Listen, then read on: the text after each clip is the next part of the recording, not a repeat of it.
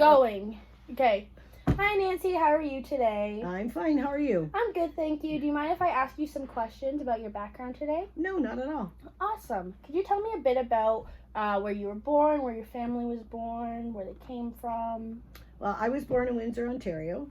My dad was born in Windsor as well, but my mom was born in Glasgow, Scotland.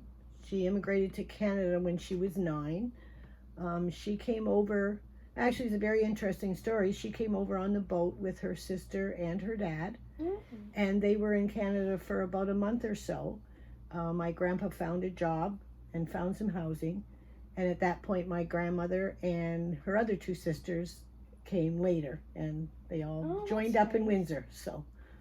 Okay, well, since your parents came from different backgrounds, do you speak any other languages at home besides English? No, not really. Unfortunately, too, because my dad is very, very French Canadian, and they spoke nothing but French at home. He had 6 brothers and sisters, and his parents, they lived on a farm, and they only spoke French at home. But because my mom didn't speak French, that never really happened for us. It was just strictly English. We spoke English as kids, yeah.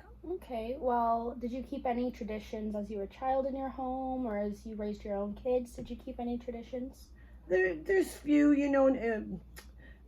not in a great big way like maybe some other cultures, but Christmas Day was always spent with immediate family. New Year's Eve, it was a very Scottish tradition. That was their big celebration, was on New Year's Eve. So my mom's family, we would all get together with my grandma and grandpa and everything, and have a big New Year's Eve thing with different kinds of foods that they made in Scotland and stuff. And then New Year's Day was the biggest family tradition in the French side. Everybody went to my Mimi and Pippi's out on the farm, and we had a huge meal, a great big meal. Okay. And after dinner, everything would get cleared away, and they'd square dance. And my dad's family was very musically talented. My dad played the piano, never had a lesson in his life, and he had a brother who played the guitar and a sister who played the fiddle, so they could make their own band, and it was just a party. It was a real good party. That sounds fun. Well, did you keep any routines or significant practices when you guys were eating as well? Did you keep any dishes in the family, or you ate with certain members of the family at certain times? Well, as I say, New Year's Eve, there was a lot of Scottish dishes. This thing called haggis, which is just horrible. Steak and kidney pie, but a lot of baked goods and stuff that my aunt would make for... New Year's Day was traditionally... My grandpa, like I say, they lived on a farm, so a few chickens lost their lives on New Year's Day. And we made a dish as chicken and dumplings. They were French. They were called glissons. Okay. And it was a pretty traditional meal with potatoes and vegetables, and of course they grew a lot of the stuff, so that was fine. That sounds good. Christmas Day for my family, with my children, it was basically the good old turkey dinner. So that was a tradition we have, is the turkey dinner. Yeah. Well, do you believe in any foods that help in healing or make you feel better when you're kind of sick, that you keep around? Well, there are some things. I guess the good old standard chicken soup. That was that's something that you get a cold or the flu, you have chicken soup. Yeah. Learning more and more today about some things that help, beets and sauerkraut, and with things like that. I try to keep up on that kind of stuff. Yeah. Mm-hmm. Who would you consider your immediate family members, or if there's significance behind holding those certain people close to you, or if you have extended family members that you keep closer? Okay, yeah, as you get older, your family kind of dwindles, but family has always been very important to me. My mom and dad were the head of the family, and I have 2 brothers. Christmases were always with all of us together. We, Thanksgiving and different things like that.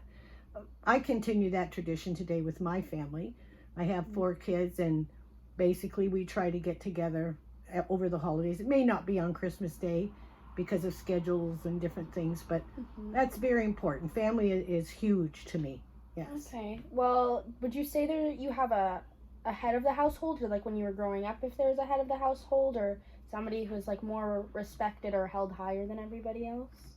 growing up, my dad. He was kind of the guy who did it all. He went out and worked and he made the money. It was a very traditional family. My mom stayed home and took care of us kids. Things kind of changed. I ended up being a single mom. So it was kind of a balance between raising family and working to, to make money. But the basic family tradition is there, Okay.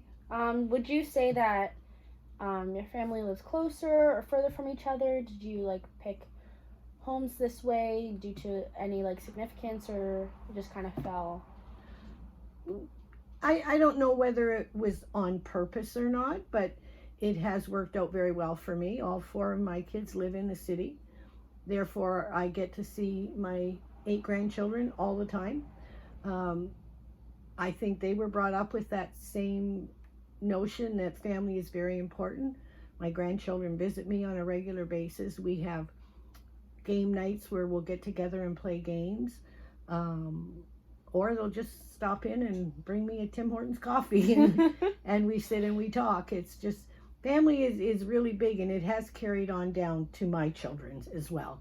Do you have any like cultural holidays that you spend with your family, or that you try and spread with other people? It's basically Christmas. I think it's, the one day. We don't have any other holidays that are kind of the same. We try to get together on birthdays, of course, and things like that, but it doesn't always happen. Okay. Do you have any like educational background? Like, what's that like for you? Okay, I graduated high school. I took 1 year of nursing before I decided that it wasn't really what I wanted to do. I started volunteering at the school where my kids went, and that led me to a job as a teacher's aide. So I had to go back to school. I took 1 year of college at St. Clair for a teaching aid program, and I did that for 13 years. Okay. Do you belong to any religious groups, or anything affiliated with religious groups? Well, I'm a Catholic. I was brought up as Catholic, and I've continued it with my faith. I've done different things with the church over the years. At the present time, I'm a member of the contemporary choir at the church that I attend, which we're not doing right now because of COVID, but Okay. but I am still a member of that group. Yes. Okay. So would you say that you carry any religious items, or you have any religious items that have like significance to you? I have a couple of things. I have a prayer book that was my dad's, and I was lucky enough to have that, and I keep that at my bedside all the time. And I also have a rosary that was my dad's. I've had several of them, but I keep the one that was my dad's. So Okay. that kind of gives me, a little hope every now and then. Oh, that's nice. Well, thank you very much for sharing your time and your memories with me. Thank you for having